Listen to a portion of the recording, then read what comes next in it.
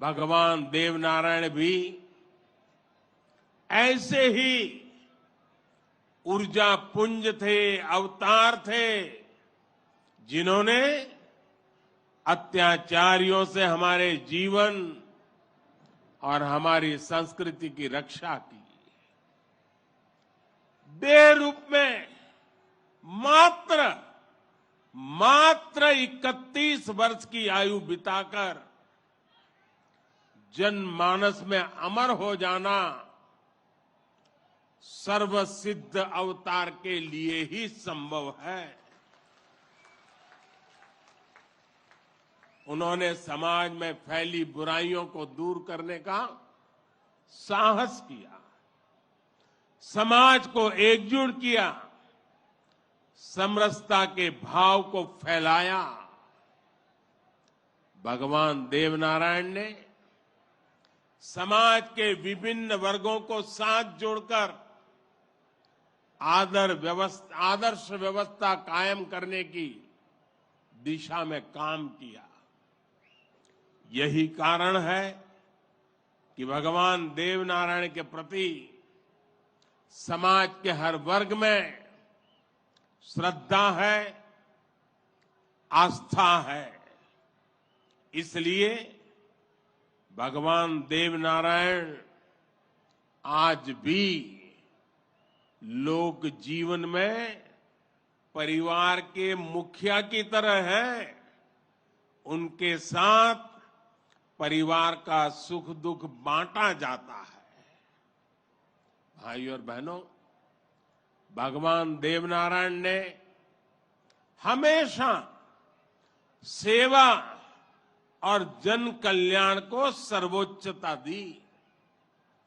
यही सीख, यही प्रेरणा लेकर हर श्रद्धालु यहां से जाता है।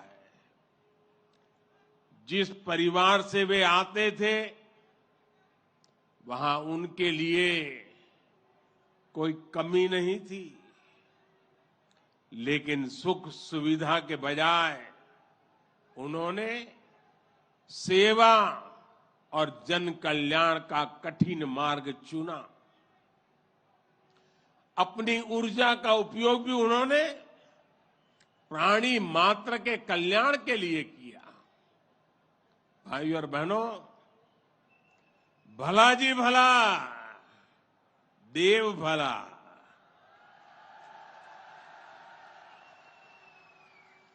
भला जी भला, देव भला। इसी उद्घोष में भले की कामना है, कल्याण की कामना है। भगवान देवनारायण ने जो रास्ता दिखाया है, वो सबके साथ से सबके विकास का है। आज देश इसी रास्ते पर चल रहा है।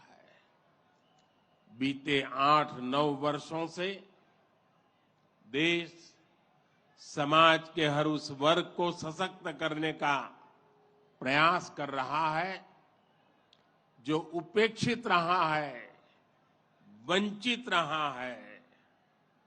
वंचितों को वरीयता, इस मंत्र को लेकर के हम चल रहे हैं। आप याद करिए, राशन मिलेगा या नहीं, कितना मिलेगा, ये गरीब की कितनी बड़ी चिंता होती थी। आज हर लाभार्थी को पूरा राशन मिल रहा है, मुफ्त मिल रहा है। अस्पताल में इलाज की चिंता को भी हमने आयुष्मान भारत योजना से दूर कर दिया है। गरीब के मन में घर को लेकर टॉयलेट, बिजली, गैस कनेक्शन को लेकर चिंता हुआ करती थी, वो भी हम दूर कर रहे हैं। बैंक से लेन देन भी कभी बहुत ही कम लोगों के नसीब होती थी। आज देश में सभी के लिए बैंक के दरवाजे खुल गए हैं। साथियों, पानी का क्या महत्व होता है, ये राजस्थान से भला बेहतर कौन जान सकता है। लेकिन आजादी के अनेक दशकों बाद भी देश के सिर्फ 3 करोड़ परिवारों तक ही नल से जल की सुविधा थी। 16 करोड़ से ज्यादा ग्रामीण परिवारों को पानी के लिए संघर्ष करना पड़ता था। बीते 3.5 वर्षों के भीतर देश में जो प्रयास हुए हैं, उसकी वजह से अब 11 करोड़ से ज्यादा परिवारों तक पाइप से पानी पहुंच चुक लगा है। देश में किसानों के खेत तक पानी पहुंचाने के लिए भी बहुत व्यापक काम देश में हो रहा है। सिंचाई की पारंपरिक योजनाओं का विस्तार हो या फिर नई तकनीक के सिंचाई, किसान को आज हर संभव मदद दी जा रही है। छोटा किसान जो कभी सरकारी मदद के लिए तरसता था, उसे भी पहली बार पीएम किसान सम्मान निधि से सीधी मदद मिल रही है।